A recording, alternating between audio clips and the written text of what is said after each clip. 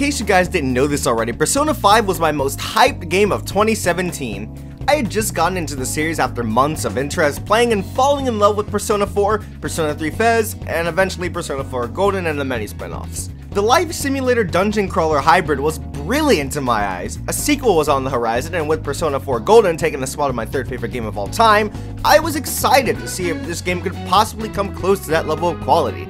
The game came, I got it a bit early due to my amazing game store, played the shit out of it, and whew, boy oh boy. I have a lot to say about this one, but is it good or bad? Well, I'm sure that's really freaking obvious, especially if you follow me on Twitter.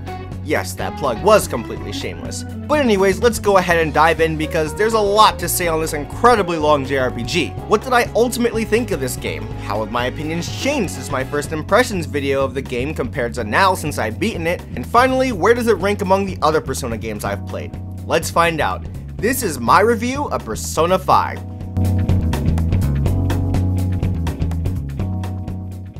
This game's story starts off with a heist gone wrong, which was very cool. You and your teammates seem to be stealing a treasure of some sorts, but ultimately you find yourself caught by the police, being told that you were sold out by one of your teammates. Immediately I was intrigued. So now you're in an interrogation room, being interrogated by a woman who works for the police force to get the story out of you and ultimately reach out to the truth. Then the real story begins. You're moving to a new city because you helped a woman getting assaulted by a drunk man, said drunk man sues you, and now you have assault on your permanent record, you have to live with a guardian in his shop's attic for a year, and this is your last chance to go to a school before your life really goes down the drain. Life fucking sucks, doesn't it? But soon things get weird when a strange app keeps installing itself on your phone as you continue to delete it. Then it activates itself on your way to school with a boy named Ryuji, transforming the world around you into a version based on someone's distorted desires, basically how they see the world. To make a long story short, you discover your powers to summon personas, mythical beasts that reflect the owner's personality, and figure out that you can use this app to go to a corrupted human's version of the world and change their heart to make them change moralities in ways such as confessing crimes they've done, becoming better people overall, so on and so forth. You're part of a group of teenagers who hope to reform society by changing the hearts of the most corrupt people in the world in a sense. This starts your journey with a group who call themselves the Phantom Thieves.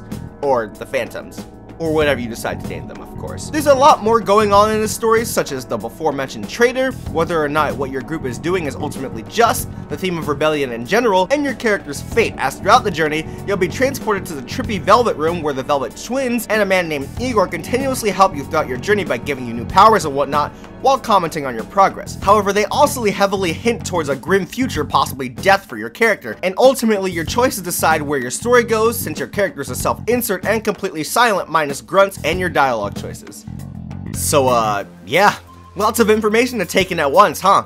I tried to keep it all very concise and straight to the point since I just want to get the exposition out of the way and get straight to the opinions. But regardless, the game does a much better job at providing all this information due to the wonderful pacing and piquing the player's interest right from the start. It hooks you from the moment you start the game since it thrusts you right into the action, then fills you in as the story progresses like any interesting story should do. It also helps that all these events aren't just told to you through text, but you actually get to experience all the messed up crap firsthand, making the experience a lot more personal, which really helps in making the player themselves feel as if the world's messed up rather than just telling you. It also helps with the fact that the player is a self-insert, so the reactions should be the players and the players alone. I loved the story. Great premise, great themes all around, and most importantly, great characters. Seriously, these are some of the most relatable, realistic, and heartfelt characters I've ever seen in a video game. With the main theme being rebellion, the cast is almost completely filled with people given a bad rap or flat out rejected by society altogether. So just with that premise alone, there's a lot to unpack with these characters, making their stories so much more interesting than a lot of the other characters in previous games. The playable characters steal the spotlight, of course, with the interactions between the members all being memorable and full of fun,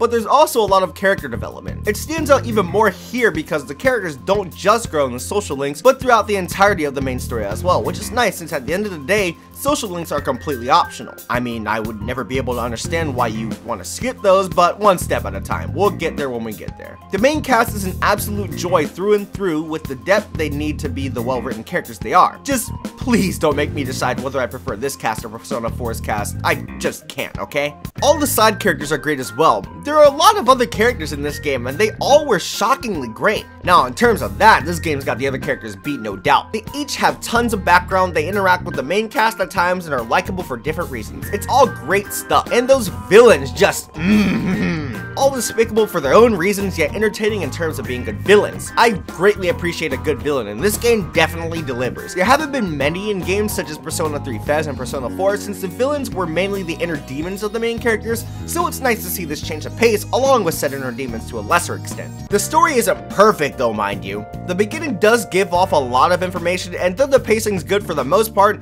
there are some parts that just drag, making the beginning of the game a bit slow, especially compared to the expertly paced story and the rest of the game's plot. It takes nearly 5 hours before this game's freedom opens, which is a bit much even for this series standards. Not only that, but the whole switching from the past to the future plot device doesn't really work here. What do I mean by that?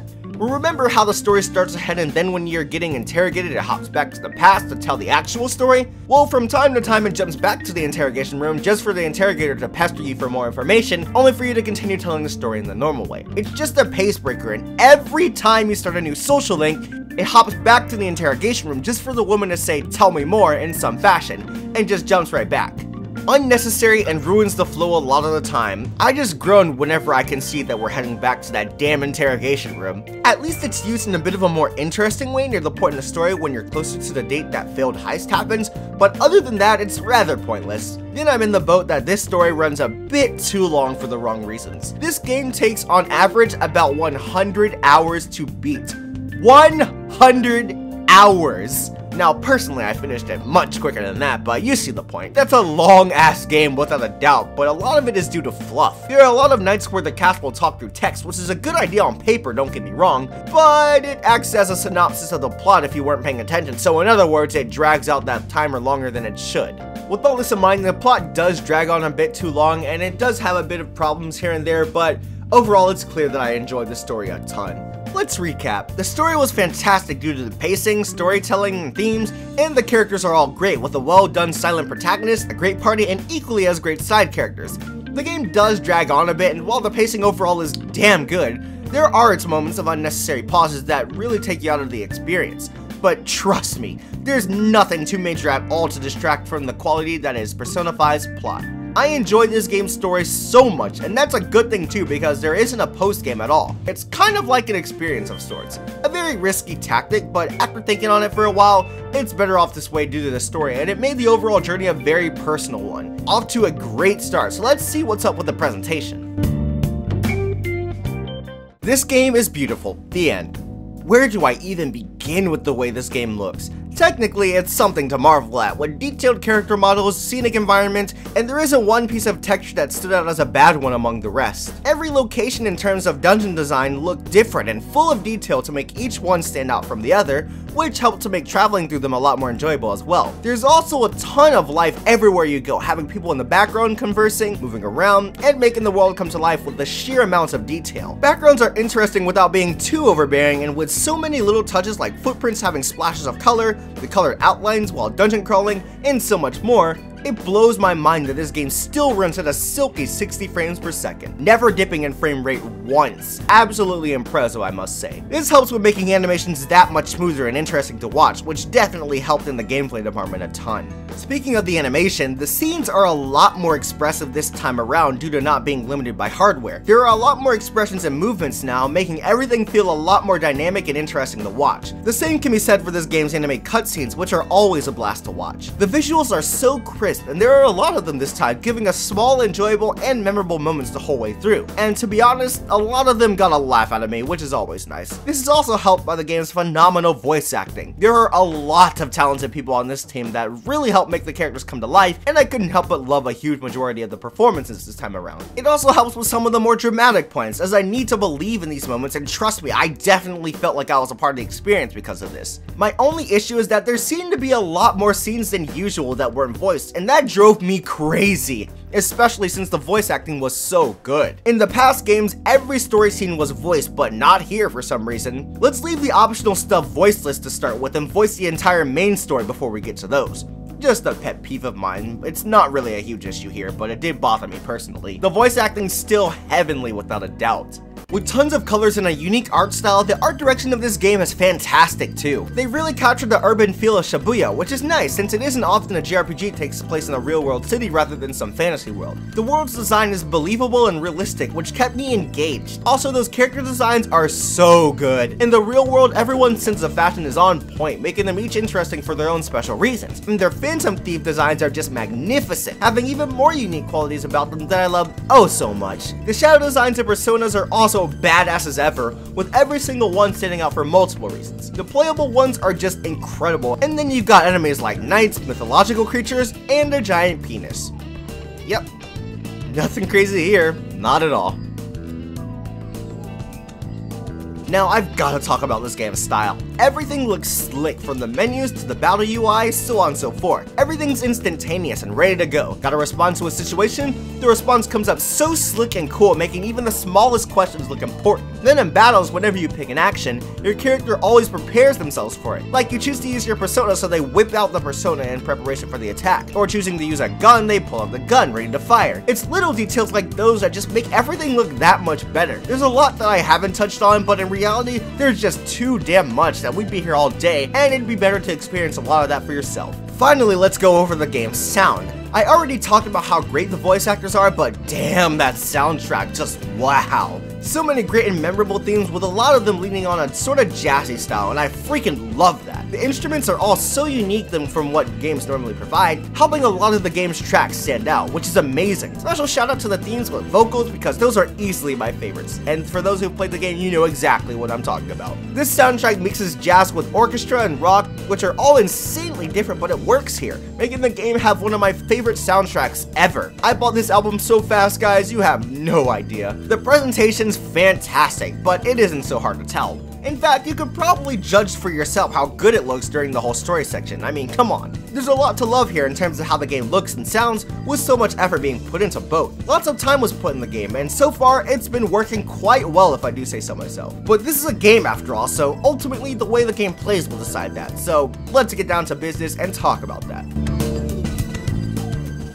Being a Persona game, this is divided into two major segments, the life portion and dungeon crawling. Let's start with the life half. There's a lot to do in Shibuya. Going to school, hanging out with your friends, getting a job, fishing, playing games, and watching movies are only a few of the things you can spend your time doing. This game goes by a day-by-day system, and after school you can choose to spend your day doing one of said options along with the many others, or dungeon crawling. The game's many activities help you increase your 5 major stats, which are your knowledge, charm, guts, kindness, and proficiency. The higher those get, the more stuff you can do, and most importantly, the more people you can hang out with. The main activity you'll be doing is hanging out with your game's many characters, undergoing social links, or as this game calls them, confidants. I'm just gonna call them social links because that's what I'm used to calling them most. You'll spend the day undergoing an event with them that's part of their mini character arc, so you get to know more about said character while getting some benefits for yourself. The challenge here though lies in the fact that you're on a time limit. You're only staying in the city for a year after all, so time management is a huge factor here. How will you get the necessary stats to be able to do all the activities? When should I hang out with this person or that person? You've also got to consider the fact that not everybody's available every day, and you've got to continue the main plot by dungeon crawling at some point. Yikes, there's a lot to keep up with, but that's part of the fun. Persona is a game of decisions. You must do certain things on certain dates to get the most out of it, and along with special events here and there, there's a lot to keep up with. But every activity is fun in their own right, and this game gives you a lot of ways to save your time and help you be able to do everything the game has to offer in one go. There are a lot of ways to speed up the process of raising your skills so you can get access to the better events and activities quicker without wasting any time. And most of all, confidants now give you a variety of benefits depending on the person rather than just allowing you to make better personas. Now, for example, a person can give you the ability to slack off during class or increase the money you get from battles. Stuff like that help make the overall experience a lot more stress-free, but never too much and make everything way too easy. It's a nice balance, giving the challenge and doing everything, but shows that it's very possible, the game giving you all the tools you need right in front of you. You just gotta put in the work necessary. There's also the fact that the hub world is a lot bigger this time around. There are tons of alleys, stores, and even different towns you can go to and explore, making for a bigger, much more engaging world. On the first day of school, I personally got lost, which was actually kinda nice since the other games were very linear and straight to the point. Here, there are tons of places to see and tons of places to go, like a real freaking city. However, it's not too hard to figure out your way around the town, making for the perfect middle ground between being open and not too open to the point where you don't even know which way is forward anymore. This all makes for the life life simulation to be a lot more enjoyable than the past games, which is awesome since I always low-key preferred the life sim aspects of Persona games more than the actual dungeon crawling and combat. So that has to be the same for this game too, right? Actually, believe it or not, no. Even though the life simulation is better than ever before, this game added so many improvements and adjustments to the dungeon crawling aspect that I can now say that I prefer that portion more than the life sim. That's crazy to me, that's for sure. First off, dungeon design. In past games, dungeons only looked different in terms of aesthetic, but in reality, they were just randomized hallways. Here, though, dungeons, or palaces, are predetermined, allowing for set pieces, puzzles, and honest-to-God exploration that I've been yearning for. It actually feels like you're exploring different dungeons that had a lot of effort put into them, rather than let's just go through this door and hope it's the way out. That alone made exploring so much more fun, but then there's a lot of sneaking elements implemented through the dungeons. Since you're all phantom thieves, a lot of stealth is involved, meaning that you can avoid enemies based on your skill. That's amazing. I like to be in control of when and where I pick my battles, so to have complete control over when I fight just makes me cry tears of fucking joy. Sneaking up on your enemies is also encouraged, because if an enemy spots you first, the palace security level will rise, making enemies more aware of your presence and harder to sneak up to, along with harder to fight. They can even kick you out the palace if the security level gets too high, but that never happened to me because I'm the Persona legend. Wake up! Hey, answer me! Okay, moving on. Then there's the fact that you can save in a multitude of checkpoints throughout the dungeons, thank God. It always sucked having to restart the floor you died on, or even worse, getting kicked back to the last time you saved. But that's fixed here, and I couldn't be happier. However, there are a few problems here that I'd like to bring to light. I will admit some of the dungeons overstayed their welcome. This is especially noticeable if you try to finish a dungeon in one in-game day. See, your characters will run out of energy as you continue on, and by energy I mean SP, which is how you use your more powerful attacks. Run out and you won't be doing the most damage, so it's suggested that you pace the dungeon over a course of many days. But come on, this is Persona. We don't have time to be using all our precious days to one dungeon. I always try to knock these out in one day. For the earlier ones, hell no, and that's fine and all. But when it comes to the later ones, when I can take the heat, even I start to notice that they tend to drag on a bit too long for their own good. Then in terms of checkpoints across the dungeons, there tend to be times where the pacing between them is off. Like there's one dungeon in particular when you go through a hell of a long time without a save point, then when you finally find one, there ends up being another one directly in the next room. What? These should have been paced better in a lot of the dungeons. They weren't all like this, but there were moments when I died in between, and there definitely should have been a save point at some point between the two. I will say though, the dungeons were mostly very solid, and there wasn't a single one I downright despised, just some of the design choices that could have been better in a few areas. For those of you who do miss the randomized dungeons, there is another place to go, and that is a place called the Mementos. This is one giant dungeon that continues to get bigger and bigger as the game progresses, and each floor is completely randomized whenever you go here. You can fight enemies, take care of side quests, battle secret bosses, or just goof around. It's a nice thing to do when taking care of requests, basically fighting special bosses, help your group get well more known, and all that good stuff. Now that we have actual dungeons, I don't mind the random floors here, since this is its own thing entirely. It's like the Tartarus from Persona 3 FES, but I don't get bored of this since the environments change colors and look more interesting than the same old boring school. That and this thing isn't nearly as long as the Tartarus, which is fine because that thing just kept going on and on for all the wrong reasons. Plus, there are a lot of fun character interactions here, which only help deepen my love for these goofballs. Mementos is fun, it's harmless, and it's actually relevant to the plot, which is nice. But that's enough of dungeon crawling. Let's talk about combat here for a bit. Now's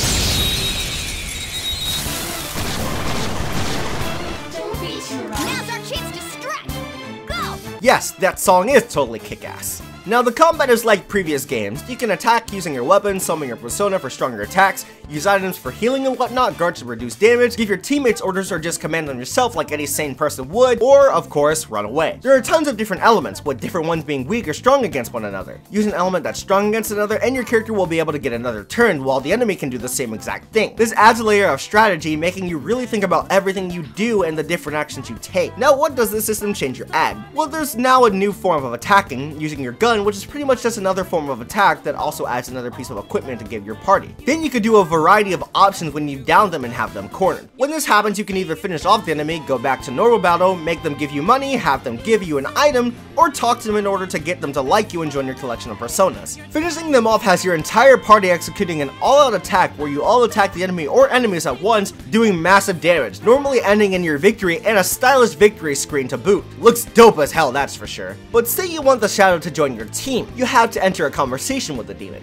You have to make the right dialogue options, and in order to do that, you have to look at the particular Shadow's personality and understand what they react to best. Two of the same shadow could have different personalities, so you have to adapt to that rather than whatever creature they are. It's a very interesting concept that I'll give my opinion on in a bit. Besides all that, the only real difference here is, oh yeah, that's speed. Everything's set to a button now, making combat a hell of a lot faster and streamlined, making it easy to understand but not lacking in the depth that Persona games always bring. Not just button pressing, but animations, response, and menus just seem to move a lot quicker, never missing a beat or wasting your time. Let's not forget the many secret enemies and dozens of bosses you'll be facing, each requiring their own strategies to beat them. A lot more effort was put into these bosses, making them more complicated than just hit them until they're dead. I don't want to spoil those surprises for those who haven't played the game yet, but rest assured there's a lot more to get involved with in terms of the bosses, making me enjoy them a hell of a lot more. I love this game's combat. I love how quick everything is, how flashy it all looks, the strategy needed to come out on top. Should I use my SP here or sacrifice some HP to do a strong physical attack while conserving my SP? Combat is so much more fun here due to the speed, strategy, and streamlined system. With many different personas to get, there's bound to be something here that suits a particular player's playstyle, which again is nice to have choice. But besides that, each character having their own weapons and playstyle as well is also fun. There are tons of options regardless to how you win, all the attacks look better than ever, and just overall everything's improved on. Well, almost everything. I will say some of the enemies are pretty ridiculous, as Persona games tend to do. Early on, you can run into enemies that have low hit insta-kill moves, and I hate these, as your survival is completely based on luck on that point. Sure, the hit rate is low, but it's still possible. It always comes at the worst times. Fuck! It also doesn't help that if your main character dies, then it's game over, and your ass is sent to the last checkpoint. That's total bull, and was an issue I really wasn't hoping was still here. This started in Persona 3 FES, and there it was for a story reason. But from Persona 4 onward, it's been nothing but an absolute nuisance. And it sucks when you get blindsided and pay the price for literally one party member dying. Was never a fan of that and never will be. And finally, there are difficulty spikes, but I swear they're worse here than in the other two games preceding this one. For example, there's a boss early on you fight when your team's reduced to only 2 members. It had strong physical attacks that killed my main character in 1 or 2 hits. Bull. Then later down the road, there's a boss that can turn your teammates and yourself into mice, being extremely weakened in terms of defense. Basically, you can die in 1 hit. Bull! There are many other instances in which the difficulty randomly spikes, making it for an absolute killjoy. Happened a bit more than I would have liked, thank you very much. Of course, a lot of this could be avoided if you have a persona that can resist the attribute of certain moves, but if survival ends up being completely reliant on the persona you have, then I'm sorry, but that isn't fair game design. It should be completely possible with any persona you want to use. That's the whole point of choice, right? These complaints add up to get me annoyed a lot of times, but don't get it twisted. Overall, combat left me satisfied, and there were only a handful of times where I felt relieved and glad it was over rather than feeling victorious, as I tended to do most of the time. Let's talk about personas for a second. Not only do you get them by talking to shadows, but you can also fuse them to create new ones in the Velvet Room. Yeah, remember this place? I mentioned it a while back in the story segment, and this is where it mainly comes into play. There are a lot of contraptions here to help power up personas, summon old ones you may have already collected, and most importantly, fuse new ones. With the many options here, it's made a lot easier to be able to get the personas you want and give them the abilities you prefer. Plus, it's just nice to be able to come here, welcomed by your friend Igor and ridiculously likable Velvet Twins. It's all accompanied by that traditional Velvet Room music that never ceases to soothe my soul. When it comes to talking though, it's a bit mixed. For one, the added personality to every shadow you fight is really cool. However, personality traits aren't too helpful with most of the dialogue choices, and a majority of the demon conversations end up just being shots in the dark and hoping I just happen to make the right choice. Sometimes they'll join my team, other times they'll just give me an item. If I wanted one, I would have asked for one. I do like that you can't talk higher level enemies into joining your team, as it gives me another incentive to get stronger other than just increased stats, but I can still go through loopholes and fusion to make personas a higher level than me anyways. Just saying. Overall, demon conversations were okay. I can't say I was ever too annoyed, as most of the time I would just ask for money anyways, but there's still some work to be done here. I did like that they added it though, and at the end of the day, it's completely optional. Gameplay was great. Lots of stuff to do in the life portion, along with a ton of incentives for doing said activities. Exploring the world, palaces, and mementos was a blast, and fighting was more fun than ever with the newly added tweaks. It's made it a lot easier to get everything, and this game gives you many opportunities to get the most out of your playthrough, which is great design-wise. Playing this game was even more fun than I could have ever imagined, helping to make this experience as amazing as it was, without a doubt. So if it wasn't made completely obvious, I love this game to pieces. I love everything from the story to the graphics, the music, the moments, the light portions, exploring palaces, and fighting off enemies. Everything has been polished to near perfection, and with so much content in this game to the point where if I talk about every last thing, we'd be here all day. Persona 5 is the complete package. I have my problems, of course, but they're completely overshadowed by the gobs and gobs of fun this game gives me. There are just way too many improvements and bits of fun that I can't help but adore this game. So that being said, yes, it's now my new favorite Persona game, and has taken the spot on my third favorite game of all time. Look, I don't switch my favorite games often, okay? This just happened to come out soon after I played Persona 4 and soon after I announced that game as my third favorite game. Leave me alone! If you're at all interested, I highly recommend you play this game. It's pretty perfect, so it'd be hard to play games of lesser quality, but this is definitely a game any gamer or person interested in gaming should pick up and play at some point. There's just too much here that you'd be doing yourself a disservice not to. Real talk, this is one of the best games I've talked about on this channel, and clearly it means a lot to me. So I hope I was rational throughout all this, and that you all truly understand that Persona 5 is a game of absolute quality in my eyes. So thank you all for watching, I hope you all enjoyed the review, and stay awesome.